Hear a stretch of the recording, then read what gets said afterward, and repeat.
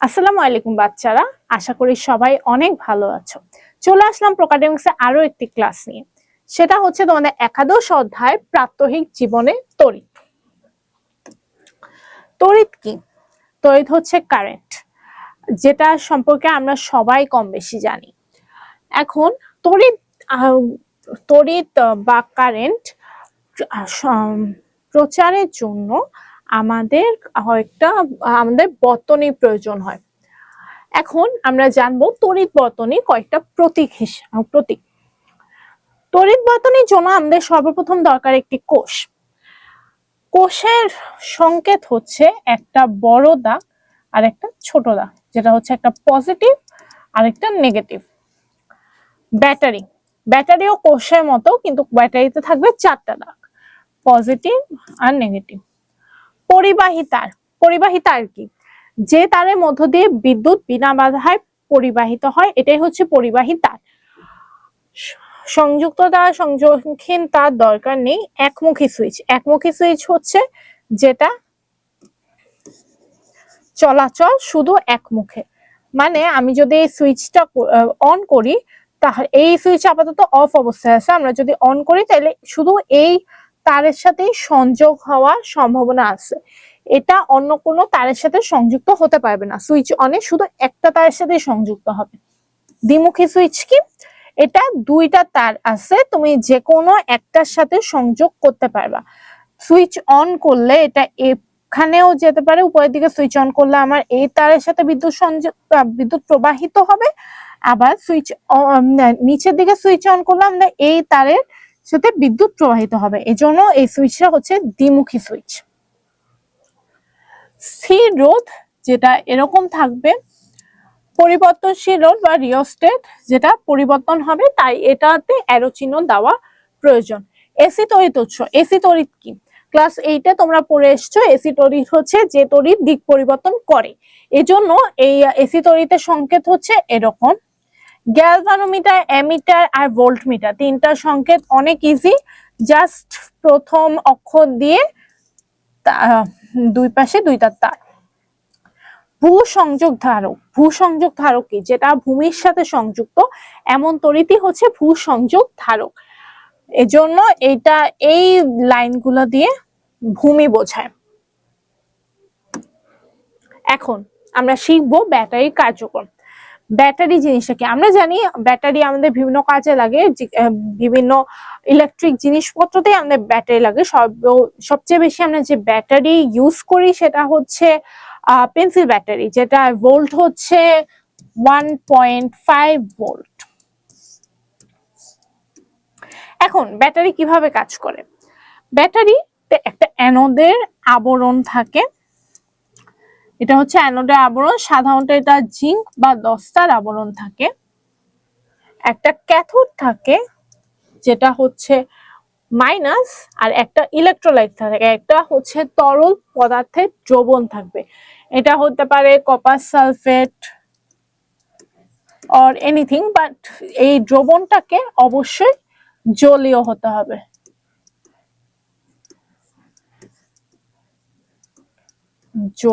জলীয় একটা দ্রবণ থাকবে, এটাকে আমরা বলতেছি ইলেকট্রোলাইট, অর্থাৎ যে দ্রবণ থেকে আমরা ইলেকট্রন পাবো বেসিক্যালি। অ্যানোড, ক্যাথোড আর ইলেকট্রোলাইট। আচ্ছা, এখন আমাদের ইলেকট্রিক সার্কিট অর্থাৎ তড়িৎ প্রবাহিত হওয়ার জন্য আমাদের দুই ধরনের সার্কিট আমরা ব্যবহার করে থাকি।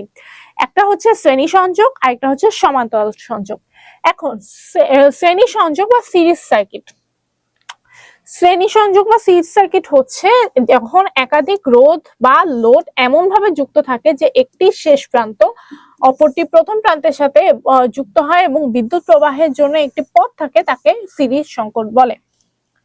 একটা শেষ প্রান্ত অপরটা প্রথম প্রান্ত এবং অপরটা শেষ প্রান্ত তার অপরটা প্রথম প্রান্ত, এভাবে পাশাপাশি সিরিজে যুক্ত হলে, শ্রেণীবদ্ধভাবে যুক্ত হলে আমরা সেই সংযোগটাকে বলছি সিরিজ সংযোগ। এখন দেখো, এই ব্যাটারির যদি 1.5 ভোল্ট হয়, এটা মোট হবে 1.5 ভোল্ট।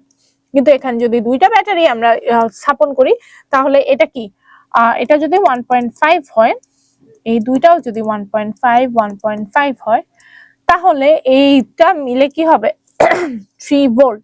কজ আমরা ক্লাস 8 থেকে জেনে আসছি যে ব্যাটারিতে শ্রেণী সংযোগে ভোল্টের পরিমাণ স্থির থাকে না, স্থির থাকে কোথায়? সমান্তরাল সংযোগে।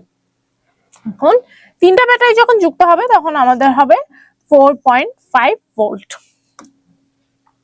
সমান্তরাল সংযোগ, সমান্তরাল সংযোগ হচ্ছে রোধ বা লোড এমন ভাবে যুক্ত থাকবে যে তাদের প্রথম প্রান্ত একটি সাধারণ বিন্দুতে আর অন্য শেষ প্রান্ত অন্য একটি সাধারণ বিন্দুতে যুক্ত থাকবে। ধরো প্রথম প্রান্তটা আমরা যদি এইটা সাধারণ বিন্দু ধরি, তাহলে কি এটার প্রান্তটাও শেষমেশ এখানে আসতেছে, আবার এটার প্রান্ত শেষমেশ এখানে আসতেছে, এটা একটা সাধারণ বিন্দু। আবার এটা শেষ প্রান্ত যদি সাধারণ বিন্দু ধরি, এটাও আলটিমেটলি এখানে আসতেছে, এটাও আলটিমেটলি এখানে আসতেছে, এটা হচ্ছে সাধারণ বিন্দু। এখানে যে কোনো তারে আমরা যে কোনো একটা সাধারণ বিন্দু ধরতে পারি, কারণ প্রথমটার প্রান্ত একটা সাধারণ বিন্দুতে যুক্ত হবে, দ্বিতীয়টার প্রান্ত একটি সাধারণ বিন্দুতে যুক্ত হবে। এটাই হচ্ছে আমাদের সমান্তরাল সার্কিট। এখন দেখো সমান্তরাল শ্রেণী সার্কিটের বেলায় আমরা কি দেখছি, যে দুইটা 1.5 ভোল্ট যুক্ত হইলে আমাদের মোট ভোল্ট হয়ে যেত 3 ভোল্ট। কিন্তু সমান্তরালে দেখো, এটা যদি সমান্তরালে থাকে তাহলে কি, আমরা ক্লাস 8 থেকে একটা কথা জেনে আসছি যে সমান্তরাল সার্কিটের ক্ষেত্রে ভোল্টের পরিমাণ স্থির থাকে। অর্থাৎ এখানে 1.5 হলে এখানে 1.5, মোট হবে 1.5, ভোল্টের পরিমাণ চেঞ্জ হবে না। এখন আমরা যদি এটা প্র্যাকটিক্যালি চিন্তা করি, সিরিজের ক্ষেত্রে জিনিসটা বেসিক্যালি এরকম হয়। প্রত্যেকটা রোধের জায়গা, প্রত্যেকটা ব্যাটারির জায়গায় এখানে যদি আমি একটা বাল্ব লাগিয়ে দিই, তাহলে জিনিসটা এরকম হবে।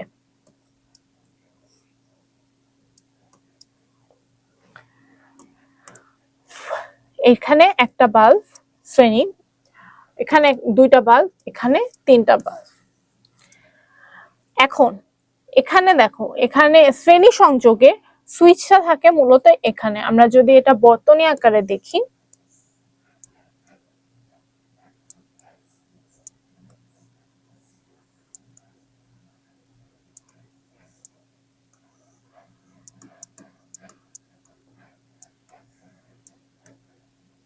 এই দুইটা রোধে যদি আমরা দুইটা বাল্ব কল্পনা করি,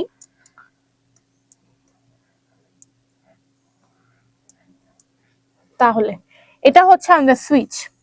এখন তুমি চিন্তা করো, সুইচটা যদি আমরা অফ করি বা এটা এরকম থাকে, তাহলে কি বিদ্যুৎ প্রবাহিত হতে পারবে? পারবে না। তাহলে বিদ্যুৎ প্রবাহিত হতে না পারলে এই দুইটা বাল্বের একটাও জ্বলবে না। আবার যদি এটা সমান করে দিই, বিদ্যুৎ প্রবাহিত হয়, তাহলে দুইটা বাল্বের দোনোটাই জ্বলে উঠবে। এখন তুমি চিন্তা করো, বাসা বাড়ির ক্ষেত্রে আমরা কি সব লাইট ফ্যান একসাথে জ্বালাই না। আমাদের প্রত্যেকটা লাইট ফ্যানের জন্য আলাদা আলাদা সুইচ থাকে, তা যেটা ডেফিনেটলি সিরিজে তো হচ্ছে না। সিরিজে আমাদের একটাই সুইচ, একটা যদি বন্ধ হয়ে যায় সবগুলা বন্ধ হবে, একটা যদি খুলে সবগুলা খুলবে। তাহলে কি আমাদের সমান্তরাল সার্কিট লাগবে আমাদের বাসা বাড়ির ক্ষেত্রে। এই যে প্রত্যেকটার জন্য আলাদা আলাদা সুইচ।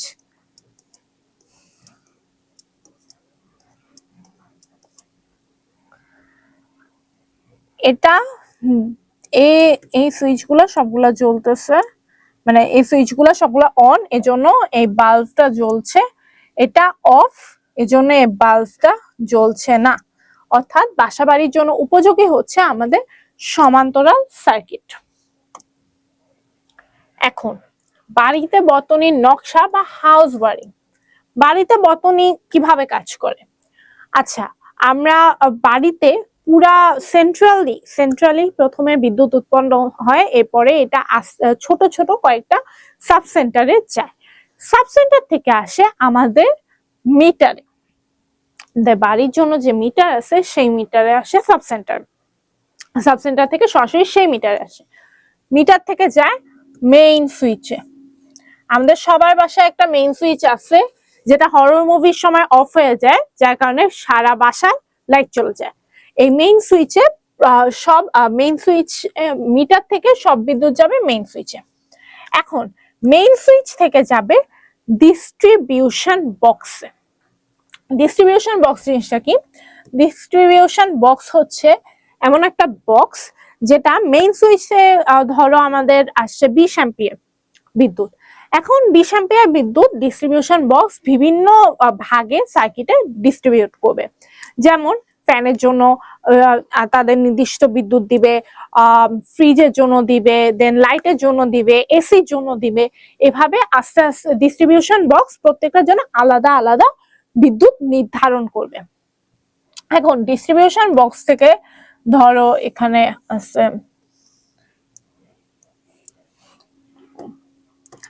ফ্যান, এসি,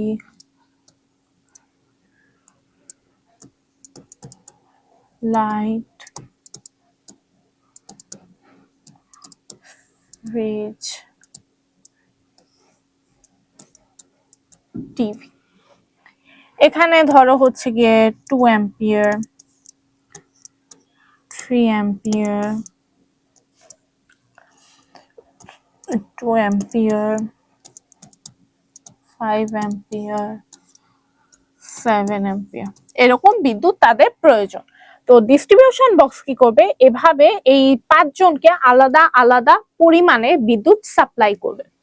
এখন অনেক সময় হয় আমাদের ভোল্টেজ আপ ডাউন হয়, অনেক সময় বিদ্যুৎ চমকানোর কারণে আমাদের অ্যাম্পিয়ারে আমাদের ভোল্টেজে আপ ডাউনের কারণে, বিদ্যুৎ চমকানোর কারণে ভোল্টেজ আপ ডাউন, এবং এই কারণে আমাদের বিদ্যুৎ প্রবাহিত হওয়ার পরিমাণটা একটু হেরফের হয়। তো ধরো ওর লাগবে হচ্ছে 7 অ্যাম্পিয়ার, কিন্তু ভোল্টেজ আপ ডাউন ওর যে কোনো কারণে, যান্ত্রিক ত্রুটির কারণে হোক, তার কাছে চলে আসছে 9 অ্যাম্পিয়ার। এখন কি হবে? টিভি নষ্ট হয়ে যাবে। এখন এত দামি একটা জিনিস নষ্ট করার, ইভেন হচ্ছে আমাদের ভোল্টেজ আপ ডাউন ও যান্ত্রিক ত্রুটি প্রবলেম কিন্তু অনেক বেশি কমন। সো আমাদের পক্ষে তো বারবার টিভি চেঞ্জ করা পসিবল হবে না। সো এই কারণে আমরা কি করি? এই প্রত্যেকটা সার্কিটের মাঝে একটা তার ইউজ করি।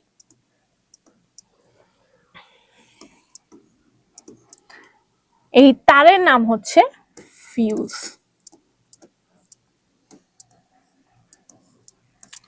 এখন ফিউজের কাজ কি? এই যে ওর 2 অ্যাম্পিয়ার লাগবে, ফিউজের সর্বোচ্চ ধারণ ক্ষমতা হবে 2 অ্যাম্পিয়ার। 2 অ্যাম্পিয়ারের বেশি সে ধারণ করতে পারবে না। এখন সে ধারণ করতে না পারলে কি হবে? ফিউজ জিনিসটা কি? ফিউজ হচ্ছে তামা আর সীসা সংকর ধাতু।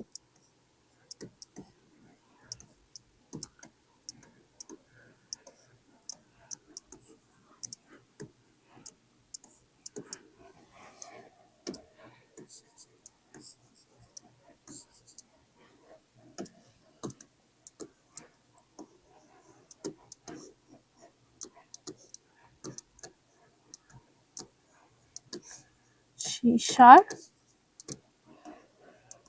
সংকর ধাতু। আচ্ছা, এখন ফিউজের কাজ হচ্ছে 2 অ্যাম্পিয়ারের বেশি বিদ্যুৎ যখনই প্রবাহিত হবে তখনই তারটা গলে যায়। গলে গিয়ে কি হয়? এইখানে তার যদি গলে যায় তাহলে এটা এমন হয়ে যায়, বেসিক্যালি এখান থেকে তার বিচ্ছিন্ন হয়ে যায়, তখন আর তড়িৎ প্রবাহিত হয় না। অর্থাৎ ফিউজ গলে গেল, ফিউজ নষ্ট হয়ে গেল, আমার fan, AC, light, fridge, TV, washing machine এগুলোকে বাঁচিয়ে দিয়ে গেল। এটা হচ্ছে আমাদের তড়িৎ বর্তনী, বাড়িতে তড়িৎ বর্তনীর নকশা বা হাউস ওয়্যারিং, এই পুরা প্রসেসটা। এখন আসো তড়িৎ বিশ্লেষণ। তড়িৎ বিশ্লেষণ জিনিসটা কি? তড়িৎ বিশ্লেষণ বা ইলেকট্রোলাইসিস হলো এমন একটি প্রক্রিয়া যেখানে কোনো দ্রবণের ভিতর দিয়ে তড়িৎ প্রবাহিত হলে তার অণুগুলো ধনাত্মক ও ঋণাত্মক আয়নে বিভক্ত করা হয়। এই যে তড়িৎ বিশ্লেষণ বা ইলেকট্রোলাইসিস, এটা হচ্ছে এমন একটা প্রক্রিয়া যেখানে হচ্ছে একটা ইলেকট্রোলাইট থাকবে, দুইটা ধাতব দণ্ড থাকবে, অ্যানোড ক্যাথোড দুইটা প্রান্ত থাকবে, এবং এই যে ইলেকট্রোলাইট দেওয়া হলো, এই দ্রবণটা ধনাত্মক আর ঋণাত্মক আয়নে সেপারেট হয়ে যাবে। সেপারেট হয়ে তারা এই যে দুইটা ধাতু দিলাম আমি ক্যাথোডে অ্যানোডে, সেই দুইটা ধাতুর গায়ে লেগে প্রলেপ তৈরি করবে।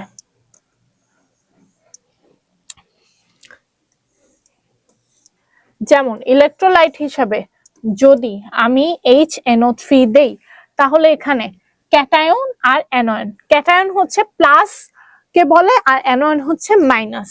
ক্যাটায়ন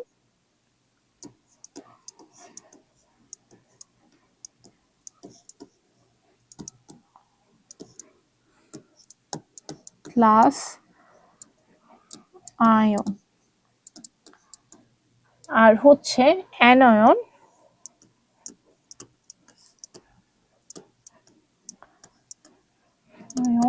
হচ্ছে মাইনাস আয়ন।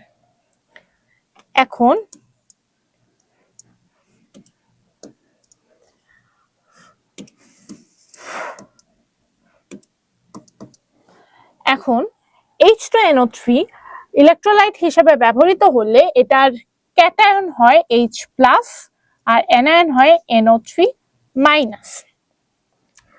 এই দুইটা ভাগে বিভক্ত হয়ে যায় যদি আমরা ব্যাটারিটাকে অন করি, অর্থাৎ পাওয়ার অন করলে ইলেকট্রোলাইট হিসেবে দুইটা ক্যাটায়ন আর অ্যানায়ন ভাগ হয়ে যায়। দেন এটা ধাতব যে দণ্ড আমরা দুইটা স্থাপন করি, এটা ধাতব দণ্ডের উপর দ্বারা আকর্ষিত হয় প্লাস আর মাইনাসের কারণে।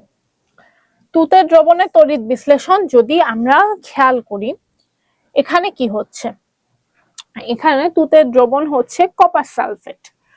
কপার সালফেট দ্রবণ আমরা এখানে নিলাম, নেওয়ার পর কি হবে, আমরা যদি ব্যাটারিটাকে এই সুইচটাকে অন করে দিই, তাহলে এখানে হচ্ছে মাইনাস, মাইনাস কি ছিল,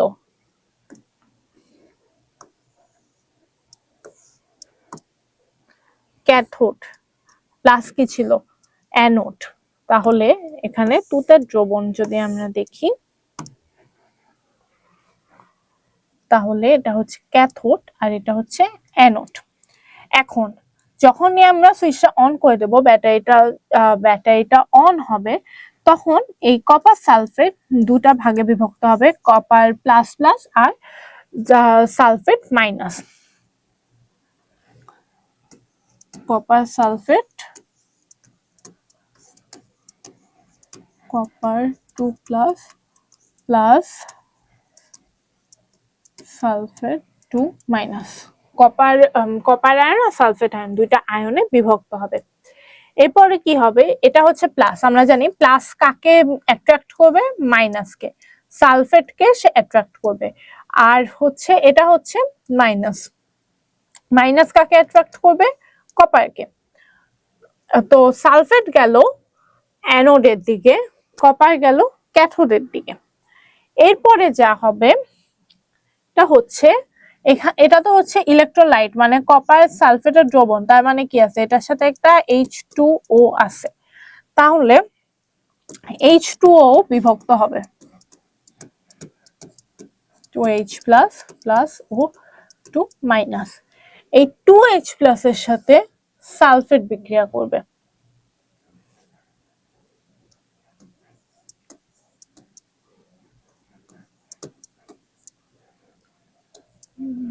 প্লাস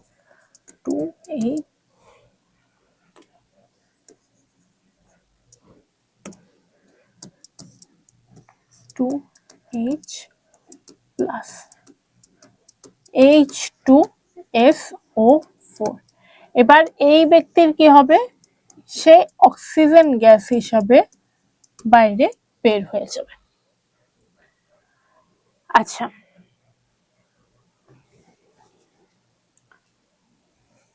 অক্সিজেন গ্যাস হিসেবে নির্গত হয়, H2SO4 সৃষ্টি হয়, আর ক্যাথোডে হচ্ছে কপার জমা হয়। এটা গেল আমাদের তুতের দ্রবণের তড়িৎ বিশ্লেষণ। এবার আমরা প্রাত্যহিক জীবনে তড়িৎ বিশ্লেষণ মানে আমরা যে এই তুতের দ্রবণে তড়িৎ বিশ্লেষণ করলাম, এটা তো আমাদের গোল না, রাইট? আমাদের গোল হচ্ছে এটাকে কাজে লাগিয়ে কিছু একটা করা। এখন আমরা এই তড়িৎ বিশ্লেষণ কেন করি, আর কি করি আমরা তড়িৎ বিশ্লেষণ? আমরা তড়িৎ বিশ্লেষণে হচ্ছে গিয়ে ধাতু ইলেকট্রোপ্লেটিং বা যে তড়িৎ মুদ্রণ, ধাতু নিষ্কাশন এবং তড়িৎ প্রলেপন, এই তিনটা কাজ করি। একটা ধাতু বা আরেকটা ধাতু প্রলেপ দিই। এখন কোয়েশ্চেন হচ্ছে আমরা কেন একটা ধাতু বা একটা ধাতু প্রলেপ দিই? আমরা সবাই মরীচিকা সম্পর্কে জানি। লোহার জিনিস অনেক দিন অক্সিজেনের সংস্পর্শে আসলে সেটার উপর একটা রাফ আবরণ পড়ে, এটা হচ্ছে মরীচিকা। এটা আমরা দেখতে পারি হচ্ছে আমাদের গ্রিল গুলাতে, যাদের বাসায় গ্রিল গুলা লোহার, অনেকের বাসায় এটা দেখা যায় না, তাদের গ্রিল গুলা একটু মোটা মোটা মানে তাদের গ্রিলের আয়রনের উপরে একটা ইলেকট্রোপ্লেট দেওয়া আছে আগে থেকেই, এটা প্রিকশনস নেওয়া আছে যাতে হচ্ছে তাদের মরীচিকাটা না পড়ে। এখন আমরা এই যে মরীচিকাটা না পড়ার জন্য যে একটা ব্যবস্থা গ্রহণ করি, এটাই হচ্ছে ইলেকট্রোপ্লেটিং। লোহার জিনিস বা সিলভারের জিনিস, লোহার জিনিসগুলাতে যেন উপরে কোনো রাফ আবরণ বা মরীচিকা অথবা অন্য কিছুর আবরণ না পড়তে পারে, এজন্য আমরা আগে থেকে একটা আবরণ দিই যেটা অক্সিজেনের সাথে বিক্রিয়া করবে না, সো আমাদের মরীচিকা পড়ার সম্ভাবনাও থাকবে না। এখন তড়িৎ প্রলেপন, কোন ধাতুর উপর অন্য ধাতু প্রলেপ দেওয়া হয় তড়িৎ বিশ্লেষণের মাধ্যমে, এটাই হচ্ছে তড়িৎ প্রলেপন। এই যে উদ্দেশ্য হচ্ছে কম দামি ধাতুকে জলবায়ু ক্ষয় থেকে রক্ষা করা, বস্তুটিকে সুন্দর ও আকর্ষণীয় করে গড়ে তোলা। তড়িৎ প্রলেপনের ক্ষেত্রে আমরা বেশিরভাগ ক্ষেত্রে এমন একটা ধাতু ইউজ করি যেটা হচ্ছে শাইনি হবে।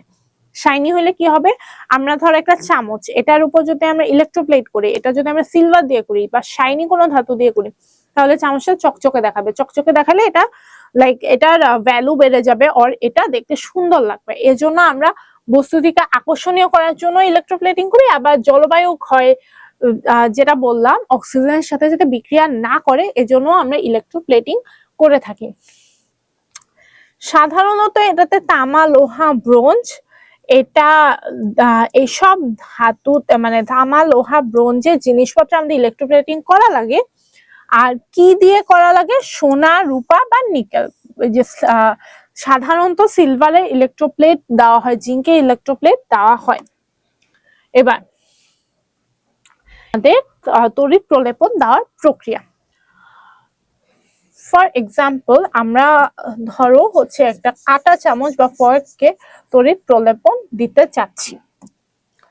তো আমরা কি করব, প্রথমে হচ্ছে সিলভার নাইট্রেটের দ্রবণ নিব। এটা হচ্ছে সিলভার দণ্ড, যেখান থেকে গিয়ে এখানে আসবে। আর হচ্ছে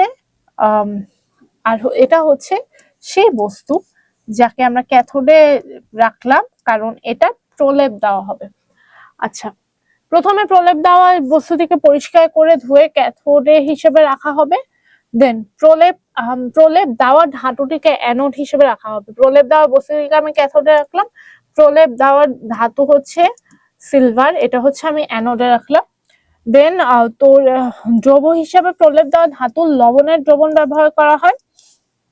যেহেতু এটা সিলভারে কোনো একটা দ্রবণ আমাদের ব্যবহার করতে হবে, যার কারণে আমরা সিলভার নাইট্রেট আনলাম। এরপর বিদ্যুৎ প্রবাহিত করব। বিদ্যুৎ প্রবাহিত করলে কি হবে, এটা ভেঙে যাবে। এটা ভেঙে গেলে কি হবে, নাইট্রেট মাইনাস হবে, নাইট্রেট মাইনাস এই ধাতুর সাথে যুক্ত হবে, Ag প্লাস হবে, এটা এখানে চলে যাবে। এটা আস্তে আস্তে ভেঙে এটার একটা প্রলেপন তৈরি করবে। আচ্ছা, উদাহরণস্বরূপ অ্যানোড হচ্ছে খাঁটি সিলভার, ইলেকট্রোলাইট সিলভার নাইট্রেট, আর ক্যাথোড হচ্ছে প্রলেপ দেওয়া হবে কাঁটা চামচ, ফল, চামচের উপর রূপার প্রলেপ জমে।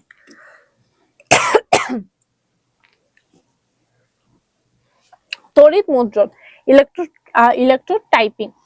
তড়িৎ প্রলেপন পদ্ধতি ব্যবহার করে হরফ, ব্লক, মডেল ইত্যাদি তৈরি করাই হচ্ছে তড়িৎ মুদ্রণ। আর ধাতু নিষ্কাশন ও শোধন, অর্থাৎ খনি থেকে বিশুদ্ধ খনি থেকে যখন আমরা কোনো ধাতু কালেক্ট করি এটা বিশুদ্ধ হয় না, এটার মধ্যে অনেক কিছু মিক্সচার থাকে। সো আমরা যদি এটার একটা বিশুদ্ধ ধাতু পেতে চাই, যেমন আমরা যদি কালেক্ট করতে চাই সিলভার, সিলভারের সাথে সিলভার সালফেট, আচ্ছা সালফেট লবণ হয়েছে, সিলভারের সাথে অনেক ধাতু যুক্ত থাকে, তো আমরা ইলেকট্রোলাইট পদ্ধতিতে এটাকে আকরিক থেকে ধাতু নিষ্কাশন এবং শোধন, এই দণ্ডটাকে এখানে রেখে দেন এটা নিষ্কাশন করতে পারি।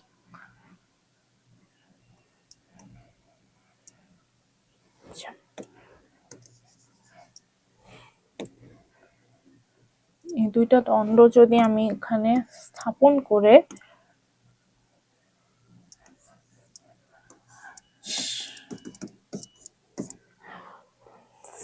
করে আমরা হচ্ছে গিয়ে ধাতু বের করতে পারি। এখানে ইলেকট্রোলাইট হিসেবে থাকবে ওই ধাতুর লবণের দ্রবণ AgNO3 or SO4 whatever you want। বিশুদ্ধ ধাতুর একটি ছোট পাত, মানে একটাতে থাকবে আমার বিশুদ্ধ আর একটাতে থাকবে হচ্ছে আমার মিক্সচার যে ধাতু, for example AgS, okay Ag2S হবে this। তড়িৎ প্রবাহ চললে আকরিক থেকে ধাতু ক্যাথোডে জমা হয়, মাইনাসে জমা হবে, এটা হচ্ছে প্লাস, এটা হচ্ছে মাইনাস। আচ্ছা, এখানে আমরা হলো ব্লক মডেলকে সেম ভাবে তামার প্রলেপ জমে তৈরি করতে পারি। আচ্ছা, তড়িৎ ক্ষমতা বা ইলেকট্রিক পাওয়ার। তড়িৎ ক্ষমতা হলো তড়িৎ যন্ত্রপাতি প্রতি সেকেন্ডে যে পরিমাণ শক্তি ব্যয় করে বা অন্য শক্তিতে রূপান্তরিত করে, এটা হচ্ছে তড়িৎ ক্ষমতা। অর্থাৎ তড়িৎ ক্ষমতা হচ্ছে প্রতি সেকেন্ডে যে পরিমাণ শক্তি, তড়িৎ যন্ত্র প্রতি সেকেন্ডে যে পরিমাণ শক্তি ব্যয় করে বা অন্য শক্তিতে রূপান্তরিত করে। এখন যে পরিমাণ, এখন তড়িৎ ক্ষমতার একক হচ্ছে ওয়াট। এখানে বলছে তড়িৎ শক্তি ব্যয় করে, শক্তির একক কি? জুল, আর প্রতি সেকেন্ডে, তাইলে সেকেন্ড, তাহলে watt is equal to joule per second. এটা হচ্ছে এনার্জি, এটা হচ্ছে টাইম। এখন ওয়াট আরেক ভাবে লেখা যায়, সেটা হচ্ছে ভোল্ট ইনটু অ্যাম্পিয়ার। অর্থাৎ তড়িৎ ক্ষমতা হলো কোন যন্ত্রে 1 ভোল্ট বিভব পার্থক্যে 1 অ্যাম্পিয়ার তড়িৎ প্রবাহিত হওয়ার ক্ষমতা। 1 ভোল্ট বিভব পার্থক্যে 1 অ্যাম্পিয়ার তড়িৎ প্রবাহিত হলে যেটা হয় সেটাই হচ্ছে 1 ওয়াট। ওয়াট হচ্ছে তড়িৎ ক্ষমতা, তাহলে আমরা ক্ষমতা হচ্ছে P is equal two VI। V হচ্ছে বিভব পার্থক্য, I হচ্ছে তড়িৎ প্রবাহ।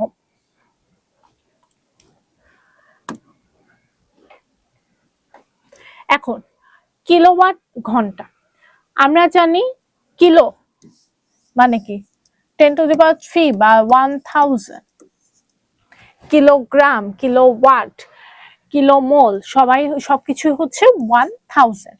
তাহলে 1 কিলো 1 ওয়াট ঘন্টা, 1 ওয়াট ঘন্টা বলতে কি বুঝি? 1 ওয়াট আওয়ার, মানে 1 ওয়াট ইন্টু 36000 সেকেন্ড, এটাই হচ্ছে ওয়াট ঘন্টা। আর কিলোওয়াট ঘন্টা কি হবে? কিলোওয়াট ঘন্টা হবে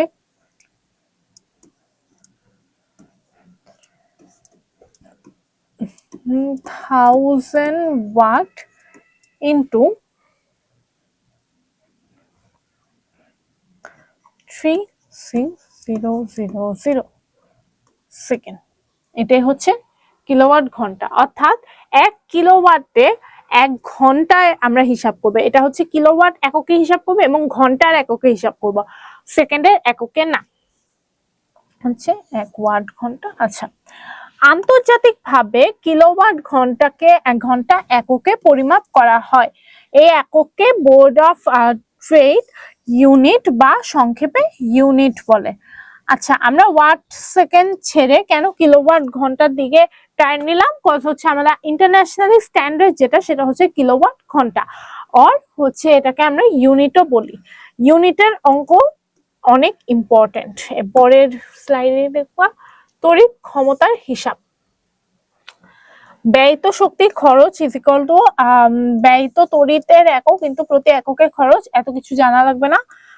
energy is equal two P into T.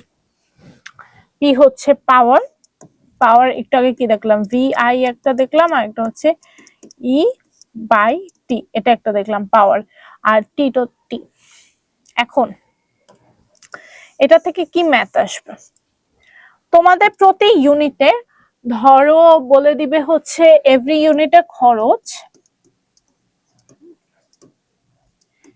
ইউনিটে খরচ হচ্ছে 10 টাকা। এখন 5 ভোল্টের 5টা বাল্ব আছে, 6 ভোল্টের 5টা ফ্যান আছে। এখন তোমাকে হিসাব করতে হবে 1 মাসে বিদ্যুৎ বিল কত হবে। তোমাদের ইউনিট প্রতি ইউনিটে খরচ বলে দেওয়া আছে। এখন ইউনিট মানে কি? কিলোওয়াট পার ঘন্টা। এখন 5 ভোল্টের 5টা বাল্ব, 6 ভোল্টের 5টা ফ্যান। আমরা 5 ভোল্টের বাল্বের ক্ষেত্রে 5টা বাল্ব ধরো হচ্ছে 10 ঘন্টা চলে, ফ্যানও 10 ঘন্টা চলে।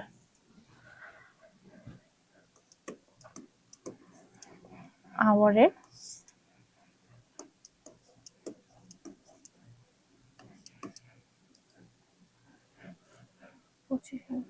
250 by 1000 is equal to 0.25। আচ্ছা, এটা হচ্ছে ইউনিট। এখন 6 ভোল্টের 5টা ফ্যান, এটা যদি ফ্যানেরটা হিসাব করি, 6 ইন্টু 5 ইন্টু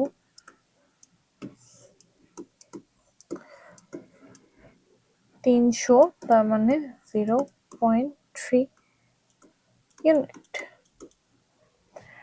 এখন প্রথমে এই দুইটা ইউনিট যোগ করব, কারণ আমাদের মোট হচ্ছে টোটাল ইউনিট, টোটাল লাগলে প্রথমে হচ্ছে 0.25 প্লাস 0.3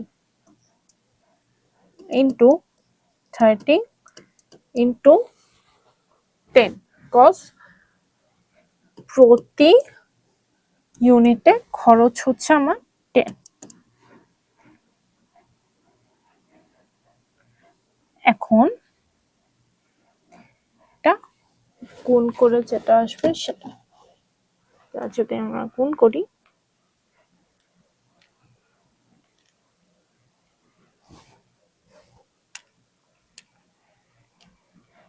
25 in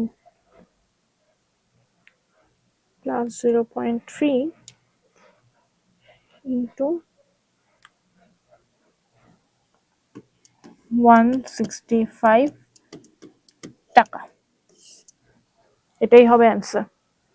এরকম ম্যাথ তোমাদের এক্সামে দিয়ে দেওয়ার সম্ভাবনা অনেক বেশি। আচ্ছা, এবার আসো বাল্ব। সাধারণ বাল্ব ধাতব ফিলামেন্ট উত্তপ্ত করে আলো তৈরি করে, প্রচুর তাপ শক্তি খরচ হয় এবং আমাদের খরচটা অনেক বেশি হয়। এনার্জি বাল্ব কি? এনার্জি বাল্ব আমাদের সবার বাসায় এখন এলইডি বাল্ব, এনার্জি বাল্ব এগুলো ইউজ হয়। কেন? কারণ এটা বিদ্যুৎ সাশ্রয়ী, প্লাস এটা হচ্ছে গিয়ে তাপ শক্তি কম উৎপন্ন করে।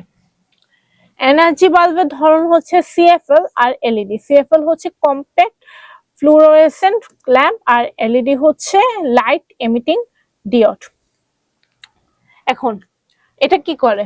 বিদ্যুৎ সাশ্রয় করে 20 থেকে 80%, স্থায়িত্বকাল বেশি, বিদ্যুৎ সংযোগ দেওয়া সম্ভব, কজ হচ্ছে আমাদের বিদ্যুৎ সাশ্রয় করে, আমাদের অনেক বিদ্যুৎ বেঁচে যায়, যার কারণে বিদ্যুৎ সংযোগ আরো অনেক প্রত্যন্ত অঞ্চলে দেওয়া সম্ভব। অতিরিক্ত সুবিধা হচ্ছে শক্তির অপচয় কমে, পরিবেশের উপর নেতিবাচক প্রভাব হ্রাস করে, দীর্ঘস্থায়ী হওয়ায় আমাদের কম বাল্ব ইউজ হয়, যার কারণে আমাদের পরিবেশে ওয়েস্টেজ কমে, পরিবেশের উপর চাপও কমে। এখন দুইটা টার্ম, সেটা হচ্ছে আইপিএস আর ইউপিএস। আইপিএস কি? আইপিএস সবাই আমরা জানি, আইপিএস হচ্ছে গৃহস্থালী কাজে ব্যবহৃত হয়। আমাদের কারেন্ট চলে গেলে আমাদের আইপিএস এ ব্যবহার করা হয়। আইপিএস জিনিসটা করে কি মূলত? আইপিএসটা হচ্ছে কি, আমাদের যখন যে সময়টা আমাদের কারেন্ট থাকে তখন হচ্ছে আইপিএস চার্জ হয়, আইপিএস এর ব্যাটারি চার্জ হয়। দেন যখন হচ্ছে আমাদের লোডশেডিং হয় বা কারেন্ট চলে যায়, তখন হচ্ছে সেই ব্যাটারি থেকে আইপিএস সে যে শক্তি উৎপাদন করলো সেটা সাপ্লাই দেয়। এটা হচ্ছে মূলত বাসায় গৃহস্থালী কাজে চালু হতে 1 থেকে 2 সেকেন্ড দেরি হয়, অনেকক্ষণ সময় পর্যন্ত বিদ্যুৎ সরবরাহ করতে থাকে। ব্যাটারিতে যতক্ষণ চার্জ আছে ততক্ষণ সে আমাদেরকে বিদ্যুৎ দিতে সক্ষম। এখন ইউপিএস জিনিসটা কি? ইউপিএস হচ্ছে আইপিএসই, কিন্তু এটা হচ্ছে কম্পিউটার আইপিএস। কম্পিউটারে বিদ্যুৎ চলে গেলে হঠাৎ করে কানেকশন ডিসকানেক্ট হয়ে আমরা যে কাজটা করছিলাম সেটা ভ্যানিশ হয়ে যেতে পারে যদি অটোসেভ অন না থাকে, অর যে কোনো যান্ত্রিক ত্রুটির কারণে, অথবা কম্পিউটার হঠাৎ করে যদি ডিসকানেক্ট হয়ে যায়, তখন কম্পিউটারেরও অনেক ক্ষতি হতে পারে। এজন্য আমরা ব্যবহার করি ইউপিএস, আনইন্টারাপ্টেবল পাওয়ার সাপ্লাই। এটা কি করে? বিদ্যুৎ থাকা অবস্থায় এটা চার্জ হয় এন্ড দেন হচ্ছে বিকল্প বিদ্যুৎ সরবরাহ হিসেবে কাজ করে। আইপিএস এর মতোই জাস্ট কম্পিউটারে কাজ করে, ফলে কম্পিউটার বন্ধ হয় না, তথ্য নষ্ট হয় না, যন্ত্রপাতি ক্ষতিগ্রস্ত হয় না। বিদ্যুৎ সরবরাহে ক্ষমতা কম, অল্প সময়ের জন্য ভালো কাজ করে।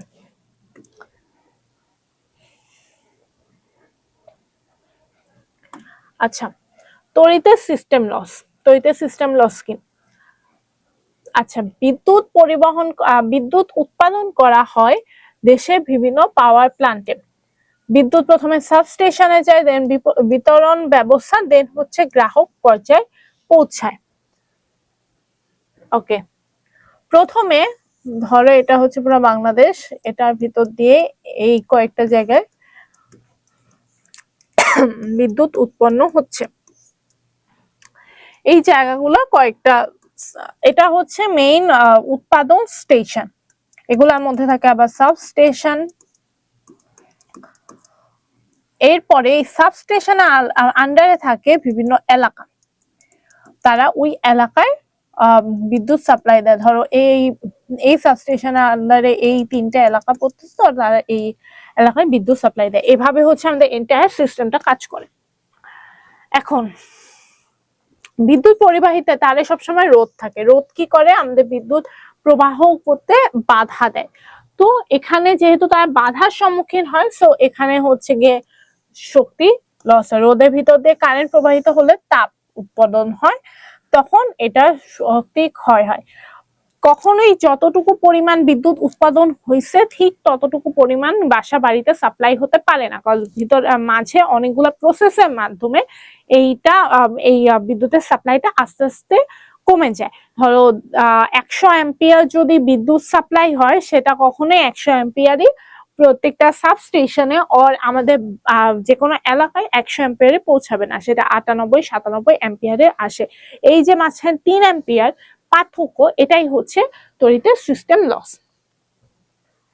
আচ্ছা, এটার সমাধান হচ্ছে নির্দিষ্ট বিদ্যুৎ দীর্ঘ দূরত্বে পাঠাতে হলে উচ্চ ভোল্টেজ ব্যবহার করা, স্টেপ আপ ট্রান্সফরমার ব্যবহার করা, গ্রাহক পৌঁছানোর আগে স্টেপ ডাউন ট্রান্সফরমার দিয়ে ব্যবহারযোগ্য ভোল্টেজে নামানো যায়। এগুলা হচ্ছে গিয়ে ক্ষয় কমানো বা সিস্টেম লস কমানো ওয়ে, বাট কখনোই সিস্টেম লস একদম জিরোতে আনা পসিবল না, কজ আমাদের অবশ্যই বিদ্যুৎ প্রবাহিত হওয়ার সময় রোধ থাকবে, রোধের কারণেই আমাদের বিদ্যুৎটা কম প্রবাহিত হবে।